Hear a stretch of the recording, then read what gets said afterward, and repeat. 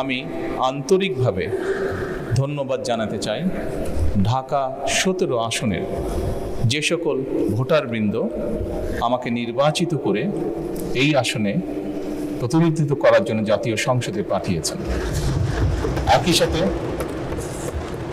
একই সাথে যারা ভোট দেননি, আমি মনে করি আমার পবিত্র দায়িত্ব বাংলাদেশের নাগরিক হিসাবে তাদেরকেও প্রতিনিধিত্ব করা, তাদেরকেও দেখতে হবে। মাননীয় প্রধানমন্ত্রী কর্তৃক উত্তরদানের জন্য প্রথম প্রশ্ন উত্থাপন করার জন্য মোসাম্মদ তাহসিনা রুশদি সিলেট 2কে প্রশ্ন করার জন্য আহ্বান জানাচ্ছি। বিসমিল্লাহির রহমানির রহিম। মাননীয় স্পিকার, আপনাকে ধন্যবাদ। আমি আমার তারকা চিহ্নিত প্রশ্ন 1, মাননীয় প্রধানমন্ত্রী অনুগ্রহ করিয়া বলিবেন কি সরকারের নির্বাচন ইশতেহারে ঘোষিত বিভিন্ন কার্যক্রমসমূহের কি অগ্রগতি সাধিত হইয়াছে? আমি মহান সংসদে উত্থাপন করলাম। ধন্যবাদ মাননীয় সদস্য। মাননীয় প্রধানমন্ত্রী, প্রশ্নটি উত্তর অনেক দীর্ঘ, এটিকে পঠিত বলে গণ্য করতে পারি। আপনি কি পড়তে চান না এটা পঠিত বলে গণ্য হোক? বিসমিল্লাহির রহমানির রহিম। মাননীয় স্পিকার, আসসালামু আলাইকুম। প্রথমে আমি আল্লাহ রাব্বুল আলামিনের শুকরিয়া আদায় করছি আজকের এই পবিত্র সংসদে দাঁড়িয়ে বাংলাদেশের মানুষের ভোটে নির্বাচিত বাংলাদেশ জাতীয়তাবাদী দল কি পরিকল্পনা গ্রহণ করেছে দেশের মানুষের স্বার্থে, দেশের মানুষের জন্য, সেগুলো বলার সুযোগ করে দেওয়ার জন্য। একই সাথে আমি আন্তরিকভাবে ধন্যবাদ জানাতে চাই ঢাকা 17 আসনের যে সকল ভোটারবৃন্দ আমাকে নির্বাচিত করে এই আসনে প্রতিনিধিত্ব করার জন্য জাতীয় সংসদে পাঠিয়েছেন। একই সাথে যারা ভোট দেননি, আমি মনে করি আমার পবিত্র দায়িত্ব বাংলাদেশের নাগরিক হিসাবে তাদেরকেও প্রতিনিধিত্ব করা, তাদেরকেও দেখতে হবে। মাননীয় স্পিকার, সরকারের নির্বাচন ইশতেহারে ঘোষিত কার্যক্রমসমূহ বাস্তবায়নের জন্য সকল মন্ত্রণালয় বিভাগ আগামী 180 দিন, আগামী অর্থ বছর এবং আগামী 5 বছরের কর্মপরিকল্পনা প্রণয়নের জন্য এরই ভিতরে বিভিন্ন প্রকার উদ্যোগ গ্রহণ করেছে। ইতিমধ্যে নির্বাচনী ইশতেহারে ঘোষিত কিছু গুরুত্বপূর্ণ কার্যক্রম বাস্তবায়নের লক্ষ্যে উল্লেখযোগ্যভাবে অগ্রগতিও হয়েছে। প্রান্তিক ও নিম্ন আয়ের পরিবারগুলোকে, যেখানে বাংলাদেশের অধিকাংশ পরিবারই প্রান্তিক বা নিম্ন আয়ের পরিবারের সদস্য, এই পরিবারগুলোকে প্রাথমিক পর্যায়ে 13টি জেলায় প্রায় 37,814টি নারী প্রধান পরিবারকে ফ্যামিলি কার্ড প্রদান কার্যক্রম শুরু হয়েছে। মাননীয় স্পিকার, একই সাথে কৃষকের সার্বিক সুরক্ষা প্রদানের জন্য সরকার কৃষক কার্ড প্রদানের উদ্যোগও গ্রহণ করেছে।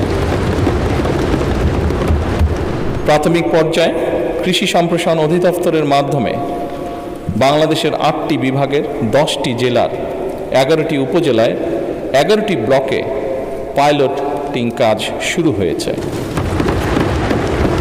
এছাড়া নির্বাচনী অঙ্গীকার বাস্তবায়নের লক্ষ্যে ইতিমধ্যে সরকার শস্য, ফসল, পশুপালন ও মৎস্য খাতে 10,000 টাকা পর্যন্ত কৃষি ঋণ এরই মধ্যে মওকুফ করেছে। মাননীয় স্পিকার, সরকারের নির্বাচন ইশতেহার বাস্তবায়নের প্রাথমিক পর্যায়ে ঈদুল ফিতরের পূর্বেই যা আমরা দেশের মানুষের কাছে প্রতিশ্রুতি দিয়েছিলাম, ঈদুল ফিতরের পূর্বেই 3,995 জন ইমাম, 2,975 জন মুয়াজ্জিন, 2,604 জন খাদেম এবং হিন্দু মন্দিরের 114 জন পুরোহিত 83 জন সেবায়িত, বৌদ্ধ বিহার বা প্যাগোডার 15 জন অধ্যক্ষ এবং 16 জন উপাধ্যক্ষ, সর্বমোট 9102 জন উপকারভোগীর ব্যাংক অ্যাকাউন্টে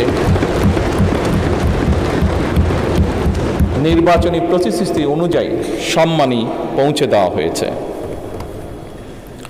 মাননীয় স্পিকার, ই হেলথ কার্ড প্রদান বিষয়ে পাইলটিং কার্যক্রমের আওতায় খুলনা জেলায় ই হেলথ কার্ড প্রদানের জন্য একটি প্রকল্প অনুমোদন প্রক্রিয়াধীন রয়েছে।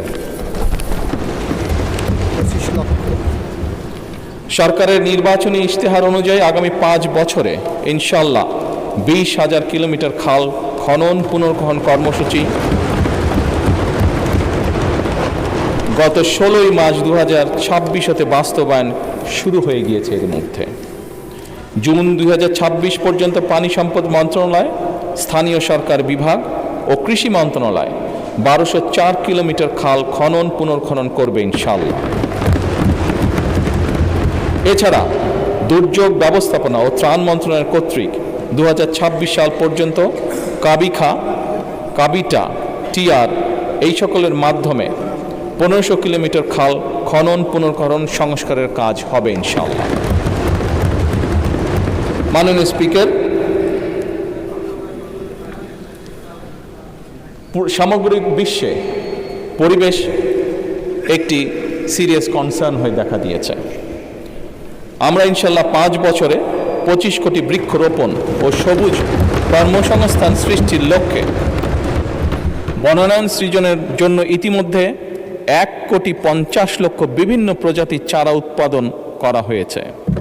এই উৎপাদিত চারাসমূহ চলতি বছর আসন্ন বর্ষা মৌসুমে ইনশাল্লাহ রোপণ করা হবে। মাননীয় স্পিকার,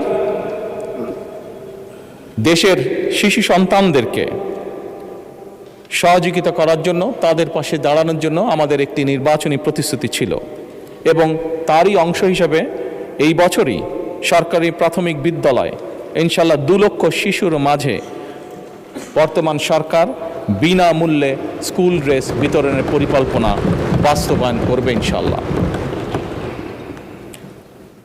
কারিগরি ও ভাষা দক্ষতা উন্নয়নে আগামী 180 দিনের মধ্যে কারিগরি শিক্ষা প্রতিষ্ঠানে 9,000 শিক্ষককে ট্যাব প্রদান করা হবে ইনশাল্লাহ। 3,832টি মাল্টিমিডিয়া ক্লাসরুম স্থাপন করা হবে। একই সাথে 172 জন শিক্ষার্থীকে ইটালিয়ান ও জাপানিজ ভাষা শিক্ষা প্রদান করা হবে। মাননীয় স্পিকার, একই সাথে 418টি কারিগরি ও মাদ্রাসা শিক্ষা প্রতিষ্ঠানে জুন 2026-এর মধ্যে ফ্রি ওয়াইফাই চালুর উদ্যোগ গ্রহণ করা হয়েছে। একই সাথে মাননীয় স্পিকার, বাংলাদেশে ঢাকা শহর সহ বিভিন্ন গুরুত্বপূর্ণ জায়গাগুলোতে পাবলিক প্লেস যেগুলোকে আমরা কনসিডার করি, এরকম অনেকগুলো জায়গাতে এর মধ্যেই ঢাকা কমলাপুর স্টেশন, ঢাকা বিমানবন্দর সহ এরকম গুরুত্বপূর্ণ জায়গাগুলোতে এরই মধ্যে ফ্রি ওয়াইফাই স্থাপন করা হয়েছে। মাননীয় স্পিকার, আপনি নিজেও একজন খেলোয়াড় ছিলেন, বাংলাদেশের অন্যতম ফেমাস খেলোয়াড় ছিলেন, ফুটবল প্লেয়ার ছিলেন। সারা দেশের শহর এবং গ্রামাঞ্চলে খেলার মাঠ নির্ধারণ ও অবকাঠামো উন্নয়নে কর্মকৌশল নির্ধারণের জন্য কেন্দ্রীয় পর্যায়ে এরই ভিতরে কমিটি গঠন করা হয়েছে। হাইটেক সফটওয়্যার পার্ক ও আইসিটি সেন্টারসমূহ কার্যকরভাবে পরিচালনার জন্য এবং বাংলাদেশে আমাদের ইয়াং জেনারেশন যারা বিভিন্ন আইটিতে কাজ করে থাকে তারা যাতে তাদের আর্থিক বা যেই অর্থ তারা সঞ্চয় করে থাকে এটি যাতে স্বাচ্ছন্দ্যে তারা এই দেশে নিয়ে আসতে পারে, সেই জন্য পেপ্যালের কার্যক্রম আরম্ভ করার কার্যকর উদ্যোগ এরই মধ্যে গ্রহণ করা হয়েছে এবং এর জন্য একটি কমিটিও গঠন করা হয়েছে। মাননীয় স্পিকার, নির্বাচনী ইশতেহারকে প্রাধান্য দিয়ে বেতন কাঠামো আদায় জাতীয় ক্রীড়াবিদদের জন্য, যা আপনি নিজেও আমি বিশ্বাস করি অ্যাপ্রিসিয়েট করবেন মাননীয় স্পিকার, এরই ভিতরে ক্রীড়া ভাতা চালু করা হয়েছে। প্রাথমিক পর্যায়ে 500 জন ক্রীড়াবিদকে এই ভাতার আওতায় আনার পরিকল্পনা নেওয়া হয়েছে, যার মধ্যে মাননীয় স্পিকার এরই ভিতরে 129 জন আন্তর্জাতিক বিষয়ে সাফল্য অর্জনকারী ক্রীড়াবিদকে এরই ভিতরে ভাতা প্রদান করা হয়েছে। মাননীয় স্পিকার, ল্যাঙ্গুয়েজ স্টুডেন্ট ভিসায় বর্তমান জামানতবিহীন যে ঋণ ছিল তার সীমা যাতে আমাদের ছাত্ররা, আমাদের ইয়াং জেনারেশনের সদস্যরা যাতে সহজেই বিদেশে যেতে পারে এই কর্মসূচির আওতায়, তার জন্য তাদের ঋণ সীমা 3 লক্ষ থেকে 10 লক্ষ টাকায় উন্নীত করা হয়েছে। জাপানগামী শিক্ষার্থীদের জন্য ভিসা সিওই এর ভিত্তিতে এই ঋণ প্রদান সহজকরণ করা হয়েছে আগের থেকে অনেক। মাননীয় স্পিকার, আপনাকে আন্তরিক ধন্যবাদ।